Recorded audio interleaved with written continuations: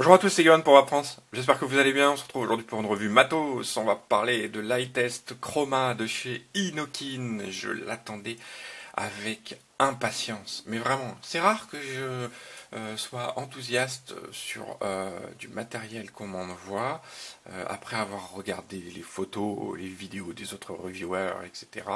Vraiment, celui-là, je l'attendais depuis un bon moment. Et bah, écoutez, je vais partager mon ressenti et mon avis sur ce chroma avec vous.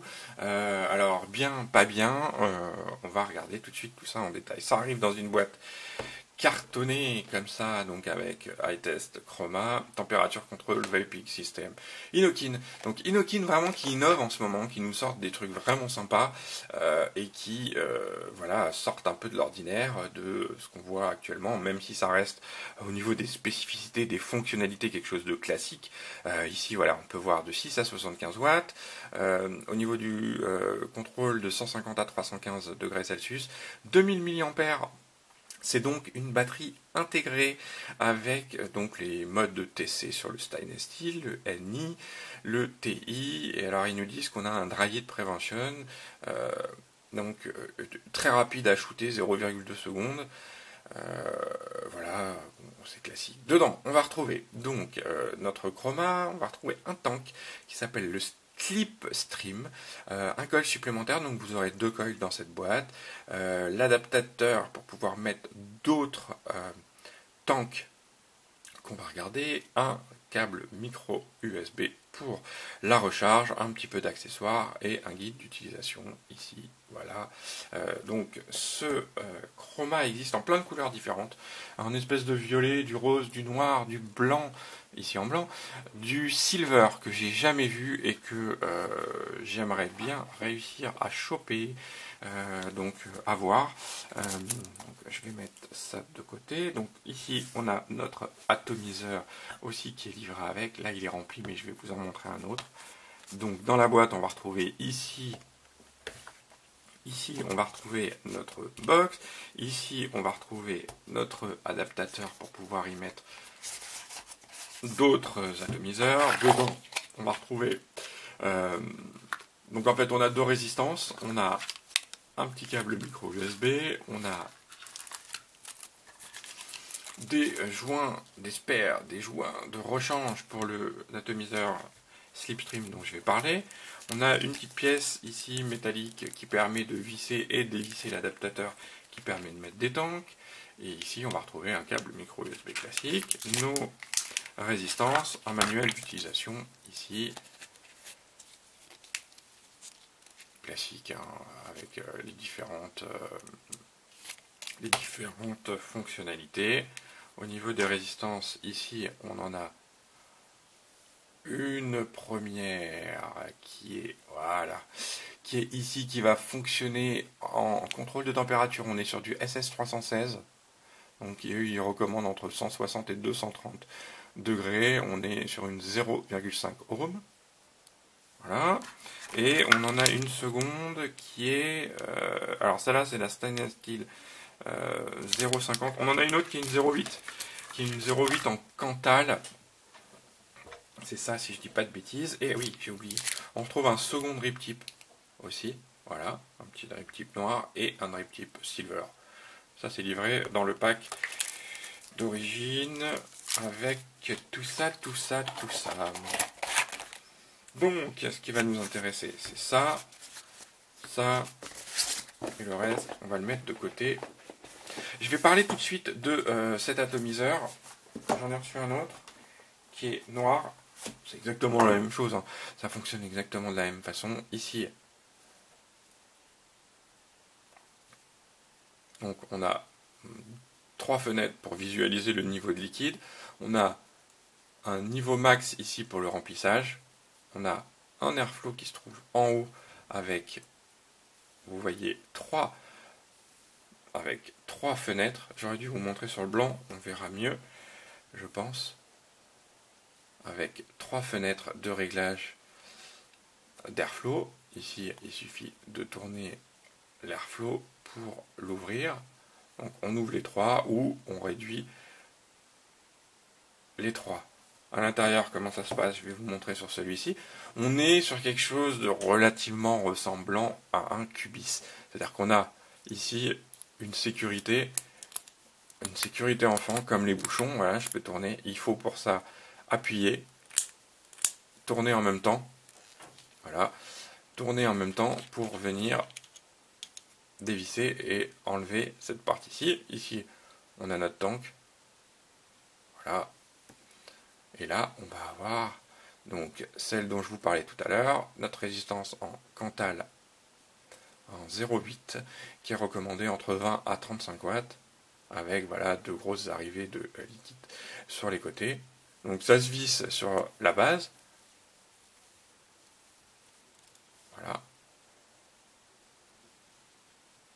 Voilà. Voilà comment cet atomiseur fonctionne. Donc moi je l'ai utilisé quelques jours. Je l'ai utilisé quelques jours et je vous avoue que le rendu des saveurs est correct, sans plus. Je trouve que la finition du ici, vous voyez, ça saute en fait. Hop, ça saute, hop, ça saute, hop, ça saute. C'est pas top. Au niveau de la finition, le blanc c'est pareil. Je trouve ça un peu, ça bouge un petit peu là. Alors je pense que c'est la sécurité aussi qui fait ça, hein. Mais bon, je trouve ça pas très quali. Donc par contre pour le réglage de l'airflow, il n'y a aucun problème. Ici ça fonctionne, on peut le fermer, l'ouvrir complètement. Au niveau du tirage, on n'est pas sur quelque chose de ultra aérien quand on est très ouvert. Moi ça me va bien, c'est plutôt pas mal. Par contre j'avais pas mal de remontées de liquide et un peu de liquide en bouche quand je vapais avec ce truc. Donc du coup je l'ai mis de côté, je m'en sers moins. Mais par contre ça peut dépanner, c'est pas mal. Avoir un petit tank de spare au cas où il y a un problème, vous gardez ça dans votre bagnole ou je sais pas où, et si il y a un souci, hop, on remplit et puis on peut vaper avec. Bon, c'est pas le gros atout de ce kit, bien évidemment, même si j'aurais aimé avoir une surprise sur ce slipstream. L'avantage et l'atout de ce slipstream, je vais y arriver, c'est qu'en fait il est sur un format qui permet voilà, de rentrer directement dans la box. Et ici on a une espèce de fenêtre qui donne accès au niveau de liquide. Donc on voit notre niveau de liquide. Même si je trouve pas ça super flagrant, c'est-à-dire que c'est lisible, mais bon, il faut quand même pencher un peu pour regarder, etc. Ici je vais vous montrer avec le blanc, parce que le blanc il est rempli. Et après on va parler de la box, bien évidemment. Donc ici, je le visse, voilà. Donc ici on voit, ou pas d'ailleurs, il faut un peu pencher pour voir le niveau de liquide, il faut vraiment être devant sur cette petite fenêtre qui a été faite et pensée pour ça. Le tank est complètement en partie intégré ici, donc là il n'y a pas de problème, ça fait vraiment un petit setup ultra compact, ultra sympa. Donc si vous avez des atos qui font du 19, ben c'est bon. Si vous n'avez pas d'ato qui fait du 19, il faudra utiliser ce petit adaptateur qui est livré avec.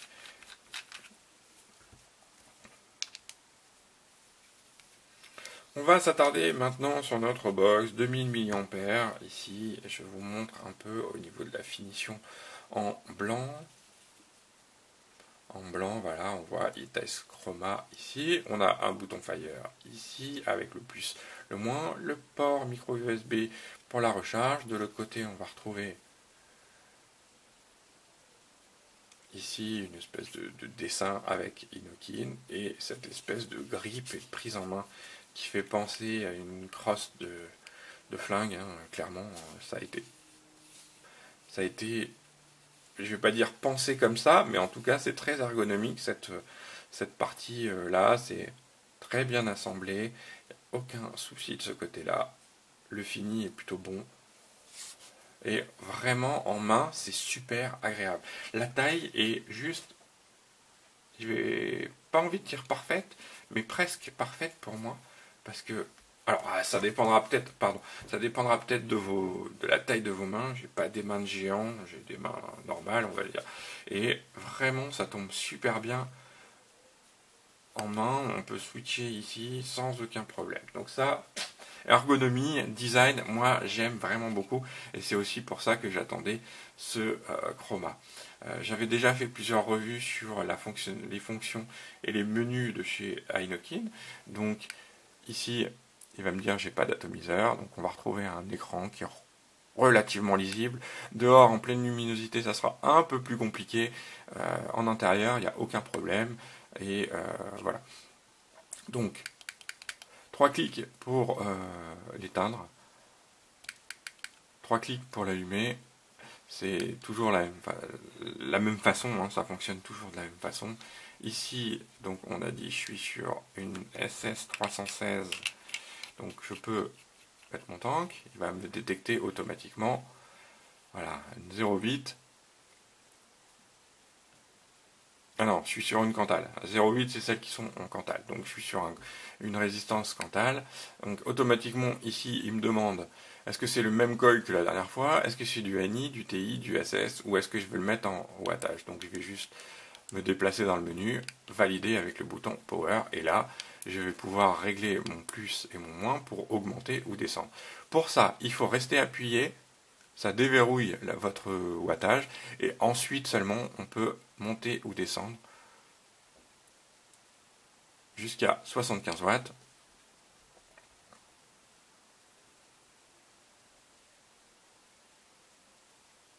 Et jusqu'à 6 watts. Moi je me mets, voilà, à peu près comme ça.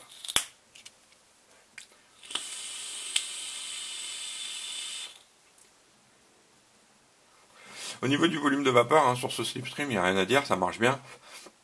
Quand on n'a pas de remontée, de liquide, il n'y a aucun problème, ça marche. Le rendu est correct, c'est bon.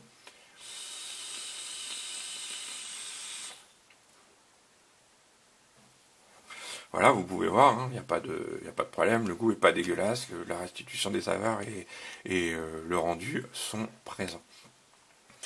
Vous avez d'autres fonctionnalités qui vont être, ici je peux rester appuyé sur le bouton moins et le bouton plus.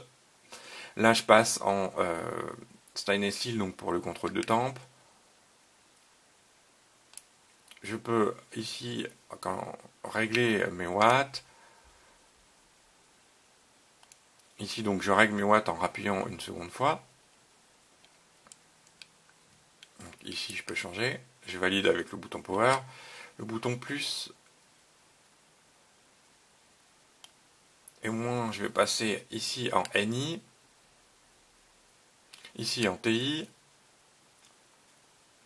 ici en stainless steel, et ici je reviens en watts. Donc c'est vraiment tout simple. Et ici, si j'appuie sur le plus et le moins, j'ai la valeur de ma résistance. Je peux,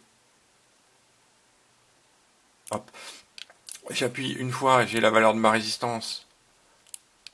Voilà. Et si je reste appuyé, ça change l'orientation de l'écran. Voilà, tout simplement, je passe dans l'autre sens. Donc, c'est fonctionnel, ça marche bien. 2000 mAh d'autonomie, ça tient bien la charge. Ça tient vraiment bien la charge. Moi, j'ai pas eu de soucis de ce côté-là. Je tiens la journée. Avec un tank comme ça. Si maintenant je mets un autre tank, on en reparlera parce que c'est pas du tout la même ambiance. Si je me mets à 30 ou à 40 watts sur cette box, je ne vais pas tenir bien évidemment la journée. Ensuite, on va avoir cette petite pièce. On va venir plugger, visser. Ah non, je vous montre avant. Alors, je vais reprendre, hop, je vais prendre mon serpent mini. Donc, ce qu'il faut faire, c'est d'abord visser votre atomiseur sur cette pièce. On le visse bien jusqu'au bout, ça fait ressortir notre pin ici. Une fois qu'on est bien flush ici, on vient visser et automatiquement, pareil, il nous demande, voilà, on a un nouveau coil, donc je vais me mettre en wattage, je valide. Je suis à 28 watts 5, j'ai une résistance à 0,56 ohms. Je shoot. Pas de problème, ça fonctionne. Hein.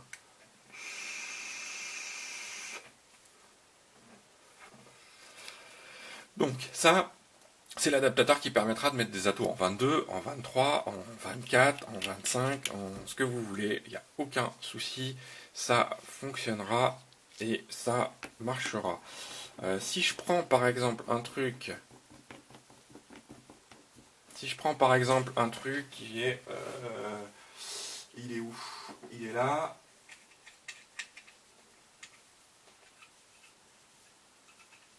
Si je prends par exemple un dripper, je suis en 24. Un dripper en 24, ici, ouh, c'est joli ça, c'est mon goon, que j'aime vraiment beaucoup pour la restitution des saveurs. Par contre, lui, voilà, donc je le visse complètement, ici, mon pin qui ressort, et là, je vais pouvoir venir visser et on va voir qu'on a un petit gap. Néanmoins, ça va encore, c'est acceptable. Donc là, je suis sur du 24. Je crois que j'ai un gros montage là-dessus. Je vais me remettre en watts. Je vais monter à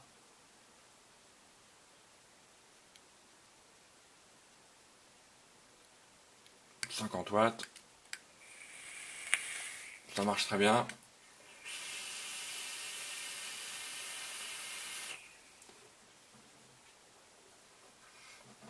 Elle est très bonne cette custard. J'en reparlerai très très vite parce que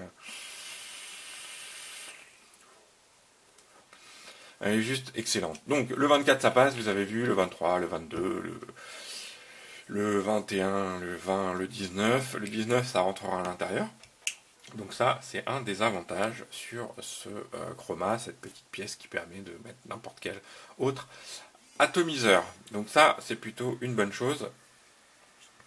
Donc voilà, moi ce que je pouvais vous dire. Donc qu'est-ce que je pense de cette box? J'aime beaucoup, beaucoup, beaucoup son design et sa prise en main. Vraiment.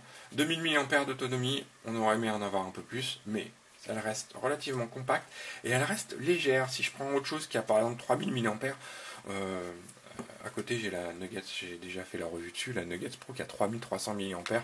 Je peux vous assurer que la différence de poids elle est vraiment flagrante et elle est vraiment dans la poche au quotidien. Vous le sentez. Donc rechargement micro USB, aucun souci. Au niveau des ajustements de la finition, c'est très bon. Alors moi j'avais juste ici, je sais pas si on va le voir, des toutes petites rayures. Voilà, quand je l'ai reçu, il y avait des toutes petites rayures ici. Bon, ça dans la chaîne de fabrication. Sinon tout le reste, c'est super bien ajusté, c'est très joli. Là c'est vraiment super agréable. 75 watts, ça sera suffisant pour une grande majorité des gens et ça reste quand même un setup super mignon, super compact. Donc moi il va falloir que je chope la version silver que j'adore. En plus le slipstream il est en version silver aussi, ça fait super joli. Donc hop, on va redescendre parce que sinon on va cramer notre résistance. Je me remets à 28 watts. Donc oui, je vous ai pas dit mais on a des incréments de 0,5. Voilà. Je prends une petite barre et je vous dis au revoir pour faire la conclusion sur